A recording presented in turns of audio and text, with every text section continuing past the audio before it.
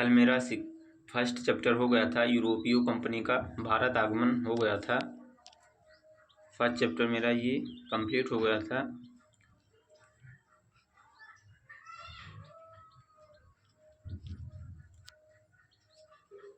First chapter कल मेरा ये हो गया था। आज हमें पढ़ना है अब आज मुझे सेकंड चैप्टर पढ़ाना है, बंगाल के नवाब और अंग्रेज। ये बहुत महत्वपूर्ण चैप्टर है। ये एग्जाम में प्रश्न इससे बनता है, बंगाल के नवाब और अंग्रेज। ये आज हमें पढ़ना है। तो सबसे पहले हम देखते हैं सेकंड चैप्टर आज जो मेरा है, बंगाल के नवाब और अंग्रेज। बंगाल के नवाब और अंग्रेज। भारतीय प्रांतों में संपन्नता की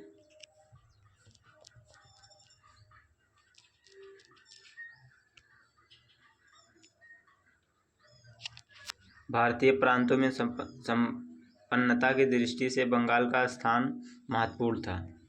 अंग्रेज को 1651 ईस्वी में शाह शुजा द्वारा बंगाल का नवाब 3000 वार्षिक कर के बदले में व्यापारिक छूट प्राप्त हुई। ऐसा इसलिए हुआ क्योंकि राजवंश की एक स्त्री की चिकित्सा डॉक्टर विलियम बाउटन द्वारा की गई। 1698 ईस्वी में सूबेदार अजीमुशान ने अंग्रेज को 3 गांव की जमींदारी सुल्तानाती कालीकत और गोविंदपुर प्रदान की। 1717 ईस्वी में बंगाल का सूबेदार मुर्शीद कुली खां बनाया गया। जो 1757 में बंगाल का वो बना, सूबेदार बना, वो मुर्शीद कुली खां को बनाया गया।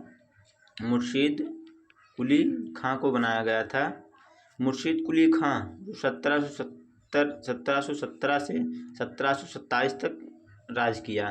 तो मुर्शीद कुली खां था वो 1717 से 1727 तक शासन किया। मुर्शीद कुली खां ने अपनी राजधानी ढाका से मकसूदाबाद स्थानांतरित कर ली। जो मुर्शीद कुली खां था वो अपनी राजधानी, पहले उसका राजधानी जो था ढाका था, उसके बाद वो ढाका से मुर्शिदाबाद या मकसूदाबाद स्थानांतरित कर लिया। इसे 1719 ईस्वी में उड़ीसा का क्षेत्र भी दे दिया गया। 1719 में इसे उड़ीसा का क्षेत्र दे दिया गया। इसके काल की प्रमुख घटनाएं निम्नलिखित हैं। तो इसके काल में कौन कौन सी घटनाएं हुई ये देख लेते हैं। इसके समय में जमींदारों के कुल 3 विद्रोह हुए। पहला विद्रोह सीताराम राय उदयनारायण गुलाम मोहम्मद ने किया। दूसरा विद्रोह जो उसका हुआ सुजात खां। तीसरा विद्रोह नजात खां ने किया। इसने किसानों से भू राजस्व व्यवस्था की ताकि ऋण प्रदान किया। इसकी मृत्यु के बाद इसका दामाद शुजाउद्दीन बंगाल का नवाब बना। जब इसकी मृत्यु हो गई, मुर्शीद कुली खां की जब मृत्यु हो गई, तब इसका दामाद जो था शुजाउद्दीन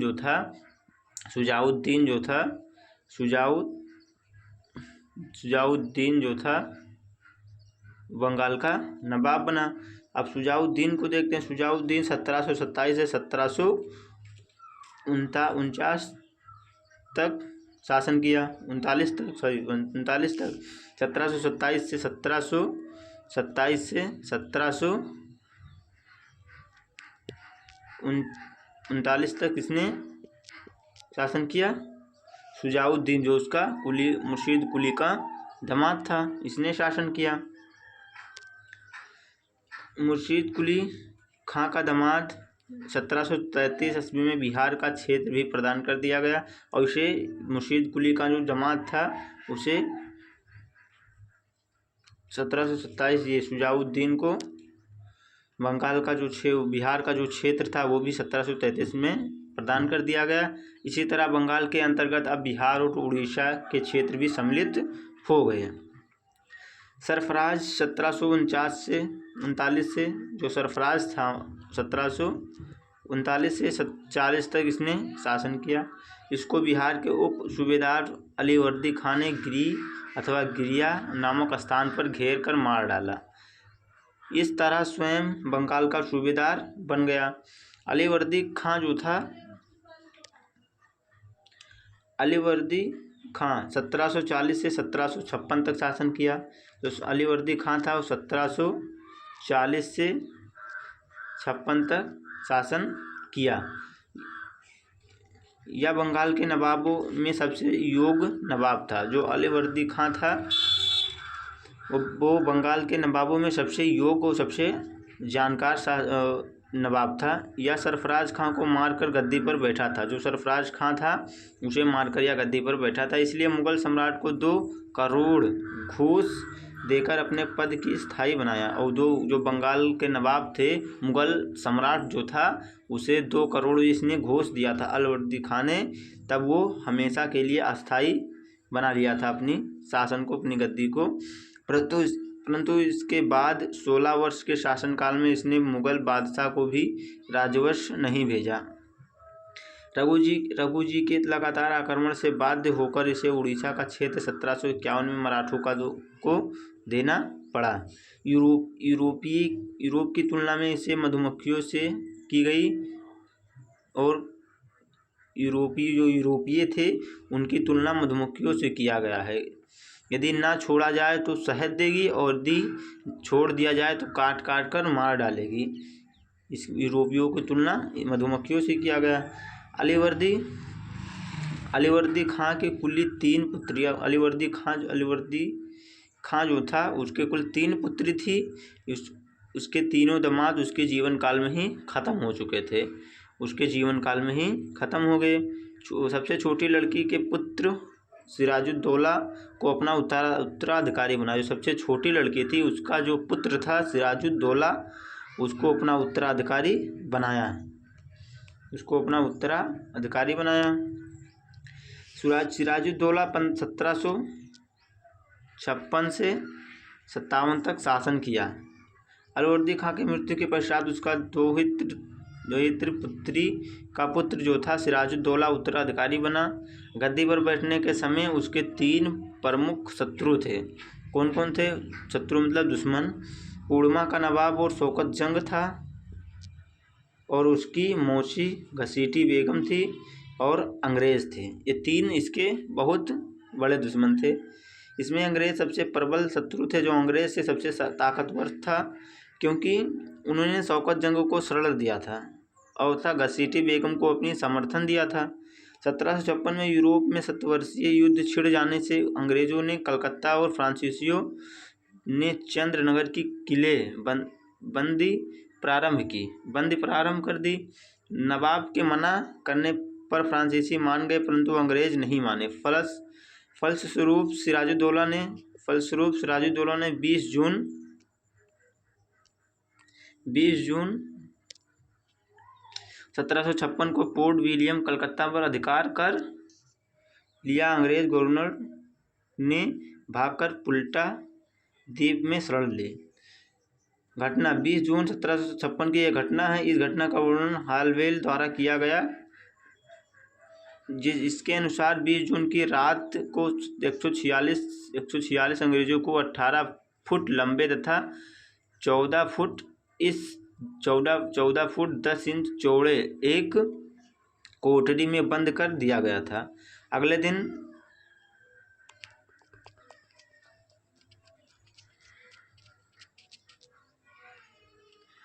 अगले दिन हालवेल सहित मात्र 23 व्यक्ति जिंदा बचे, परंतु इस घटना का वर्णन तत्कालीन अन्य किसी इतिहासकार ने नहीं किया। आप नोट्स बनाते चलिए। प्लासी के युद्ध की पृष्ठभूमि। अब प्लासी के युद्ध देख लेते हैं। कलकत्ता के पतन का समाचार मद्रास पहुंचने पर क्लाइव और वाटसन के नेतृत्व में एक सेना बंगाल पहुंची। क्लाइव ने मानिक चंद्र को घूस देकर 2 जनवरी 1757 ईस्वी को कलकत्ता पर अधिकार कर दिया। सिराजुद्दौला को जब यह पता चला था तब कलकत्ता पहुंचकर उसने क्लाइव से अलीनगर की संधि की। अलीनगर की संधि 9 फरवरी 1757 ईस्वी में हुआ। अलीनगर सिराज द्वारा कलकत्ता को दिया गया नया नाम था। जो अलीनगर था वो सिराज द्वारा कलकत्ता को दिया गया एक नया नाम था। इस संधि के द्वारा अंग्रेजों को कलकत्ता किले बंद करने की अनुमति दे दी गई। जो संधि हुआ था इसमें कलकत्ता को किले जो थे वो बंद करने की अनुमति दे दिया गया था। परंतु जब अंग्रेज ने फ्रांसीसी क्षेत्र पर पुनः आक्रमण किया तब अंग्रेज द्वारा नवाब के बीच संघर्ष अवश्य गंभीर हो गया। फलत प्लासी का प्रसिद्ध युद्ध हुआ। आगे देखते हैं प्लासी का युद्ध। प्लासी का युद्ध 23 जून 1757 में हुआ था। जो प्लासी का युद्ध हुआ था 23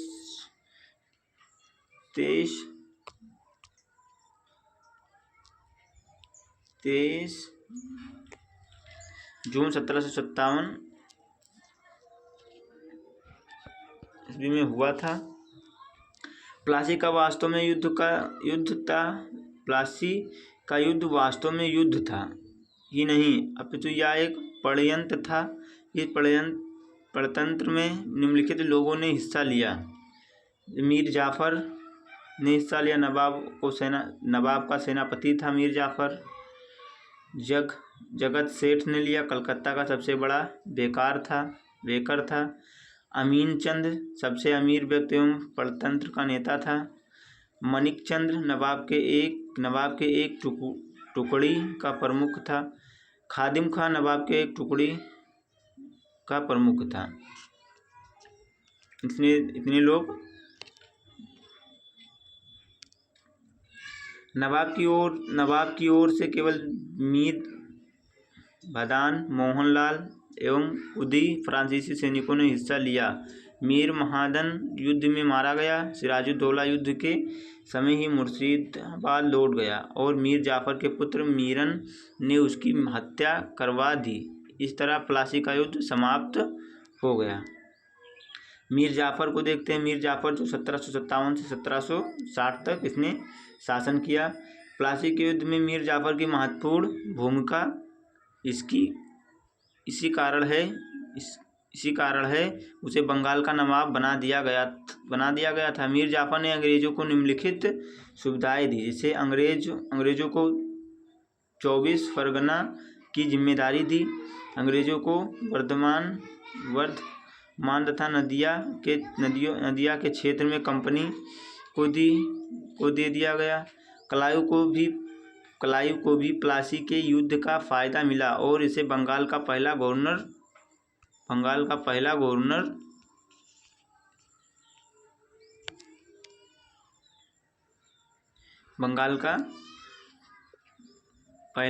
बना दिया गया। अंग्रेजों ने मीर जाफर से लगातार धन की मांग की जिसको देने में नवाब असमर्थ रहा। हालवेल ने आरोप लगाया कि नवाब ढचू को मुगल सम्राट से मिलाकर अंग्रेजों के विरुद्ध षड्यंत्र कर रहा है। मीर जाफर ने अपना पद छोड़ने को कहा जिसे छोड़कर वह कलकत्ता चला गया। इसके बाद उसके दामाद मीर कासिम को बंगाल का नवाब बना दिया गया। मीर कासिम जो था 1760 से 62 तक इसने शासन किया। मीर कासिम या मीर जाफर का दामाद था। मीर जाफर को हटाने के बाद इसे मुंगेर की संधि की गई। मुंगेर की संधि 17 सितंबर 1760 ईस्वी में हुआ। इस संधि के द्वारा इसने अंग्रेज के वर्धमान, मेदिनीपुर तथा चट गांव के क्षेत्र देना स्वीकार किया।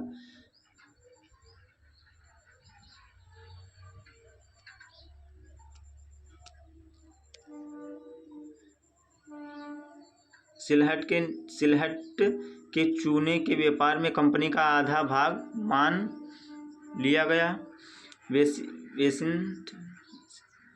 वेसिनटाट ने संधि पर मीर कासिम के हस्ताक्षर करने के बाद उसे बंगाल के नवाब बना दिया गया। मीर कासिम के सुधार बंगाल के नवाबों में अली वर्दी खां के बाद यह दूसरा सबसे योग्य नवाब था। इसने बंगाल की दशा को सुधारने के लिए निम्नलिखित उपाय किए, जैसे राजधानी मुर्शिदाबाद के मुंगेर स्थानांतरित की, या मुर्शिदाबाद प्रजातंत्रात्मक वातावरणों से उब चुका था, या उसने नई जगह पर अपनी राजधानी स्थानांतरित की। इसने नए कर कर लगाए तथा पुराने करों में 3/32 भाग अतिरिक्त लेना स्वीकार किया। अधिकारियों से बेच के रूप में एक और खिजरी जमा भी उसूल किया। इसने मुंगेर में तोड़दार बंदूकों और तोपों को बनाने की व्यवस्था की। अंग्रेजों को उपयुक्त कोई सुधार भी पसंद नहीं आया। इसी बीच अंग्रेज अपनी दस्तक पास का दुरुपयोग करने लगे। इसे वे भारतीय व्यापारियों को बेचकर पैसा लेने लगे। भारतीय व्यापारियों को भी कम मात्रा में ही शुल्क देकर व्यापार करने का फ़ायदा मिलने लगा, लेकिन इस सब का प्रभाव अनंत नवाब पर ही पड़ा। उसने व्यापारियों पर चुंगी को साफ कर दिया गया। अंग्रेज उससे बौखला गए और उसने मीर कासिम को हटाकर पुनः मीर जाफ़र को बंगाल का नवाब बना दिया गया। 2 बार मीर जाफ़र जो था वो नवाब बना, फिर बना मीर जाफ़र 1763 से 1765 तक इसने फिर से नवाब बना। मीर कासिम को हटाए जाने के बाद उसने अवध के नवाब सिराजुद्दौला तथा दिल्ली के सम्राट शाह आलम द्वितीय के साथ मिलकर बक्सर का प्रसिद्ध युद्ध लड़ा। बक्सर का युद्ध 22 अक्टूबर 1764 इसमें मीर कासिम, शुजाउद्दौला, शाह आलम द्वितीय एवं मेजर मुनरो के बीच हुआ। इसमें अंग्रेज की विजय हुई। इस समय बंगाल का गवर्नर वेनिस्टार्ट, बंगाल का नवाब मीर जाफ़र एवं दिल्ली का शासक शाह आलम द्वितीय था। बक्सर के युद्ध में विजय के बाद बंगाल में वास्तविक रूप से अंग्रेजों की प्रभुत्वता की शुरुआत हुई। इसे प्लासी के युद्ध के बाद से ही नहीं माना जाता है। बक्सर की सफलता के बाद क्लाइव को बंगाल का गवर्नर बनाकर भेजा गया। 1765 में मीर जाफ़र की मृत्यु के बाद निजामुद्दौला को बंगाल का नवाब बनाया गया। निजामुद्दौला 1765 से 1757 तक इसने शासन किया। इसके समय में क्लाइव ने इलाहाबाद की 2 अलग अलग संधियाँ की। इलाहाबाद की प्रथम संधि 12 अगस्त को संधि पर हस्ताक्षरकर्ता क्लाइव शाह आलम द्वितीय निजामुद्दौला। इस संधि के द्वारा शाह आलम द्वितीय ने 12 अगस्त के फरमान के जरिए बंगाल, बिहार और उड़ीसा की दीवानी अंग्रेजों क्लाइव को प्रदान दी। अंग्रेजों को उत्तरी सरकार की जागीर मिली। समकालीन इतिहासकार गुलाम हुसैन ने अपनी पुस्तक सियारुल मुत्तखरीन में लिखा है कि इस संधि की शर्तों को तय करने में और उस पर हस्ताक्षर करने में उतना भी समय नहीं लगा जितना एक गधा को खरीदने में लगता है। इलाहाबाद की दूसरी संधि जब हुई 16 अगस्त 1765 में हस्ताक्षरकर्ता शुजाउद्दौला अवध का नवाब एक क्लाइव या संधि का अवध के नवाब शुजाउद्दौला एवं क्लाइव के बीच हुआ। इसकी प्रमुख शर्तें निम्नलिखित थी। इलाहाबाद तथा कड़ा के जिले अवध से लेकर शाह आलम द्वितीय को दे दिया गया था। बनारस की जागीरदार बलवंत सिंह को अपने जागीर स्वायत्तता प्राप्त हो गई थी। युद्ध के क्षतिपूर्ति के लिए कंपनी के अवध के नवाब 50 लाख रुपए दिए।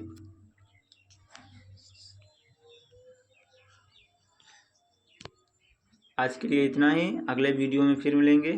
जय हिंद, जय भारत। अगले वीडियो में हम पढ़ेंगे सैफुद्दौला से पढ़ेंगे, फिर मुबारकदौला से पढ़ेंगे। उसके बाद यह बंगाल का अंतिम नवाब था। अभी बंगाल के में चलो ख़त्म कर देते हैं। उसके बाद सैफुद्दौला आ गया। 1766 से 65 तक इसने शासन किया। इसने शासन मुबारकुल दौला फिर 1775 में आया। यह बंगाल का अंतिम नवाब था। बंगाल में दीर्घ प्रशासन जो 1765 से 72 में। अब इलाहाबाद की द्वितीय संधि के बाद क्लाइव ने बंगाल में दीर्घ शासन व्यवस्था लागू की। इसे 1772 में वारेन हेस्टिंग्स ने समाप्त किया। वारेन हेस्टिंग्स जो था वो समाप्त कर दिया। इस शासन में वास्तविक शक्ति कंपनी के पास थी, जबकि प्रशासन का उत्तरदायित्व नवाब के कंधे पर था। कंपनी को बंगाल की दीवानी प्राप्त हो चुकी थी। उसने निजामुद्दौला को 53 लाख रुपए देकर नियाजत का काम भी प्राप्त कर लिया। इस तरह बंगाल का अप्रत्यक्ष रूप से अंग्रेजों ने शासन किया। उसने 3 उप दीवान भी नियुक्त किए। बंगाल में मोहम्मद रजा खां, बिहार में सिताब राम, उड़ीसा में राम दुलबल।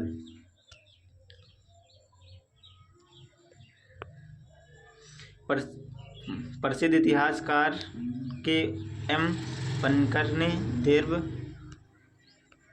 देव शासन के काल को ठाकुर राज्य कहा, जबकि अंग्रेज इतिहासकार परसिवल स्पीयर ने इसे लूट एवं वेश्मी काल कहा। वारेन हेस्टिंग्स ने देव शासन समाप्त कर बंगाल के सीधे अंग्रेज राज के नियंत्रण में ले लिया। ये मेरा सेकेंड चैप्टर जो था वो कंप्लीट हो चुका है, बंगाल के नवाब और अंग्रेज। अब हम अगला चैप्टर जो पढ़ेंगे वो पढ़ेंगे अगले मैसूर संबंध जो थे, इसको मैं पढ़ाऊँगा। और आज के लिए इतना। जय हिंद जय भारत। चैनल को सब्सक्राइब कर लिया। न्यू एजुकेशन एकेडमी जो मेरा चैनल है उसे सब्सक्राइब कर लीजिए और लाइक करिए। आप कमेंट बॉक्स में ज़रूर बताइए कि अगले वीडियो किस पर बनाएं। जय हिंद जय भारत।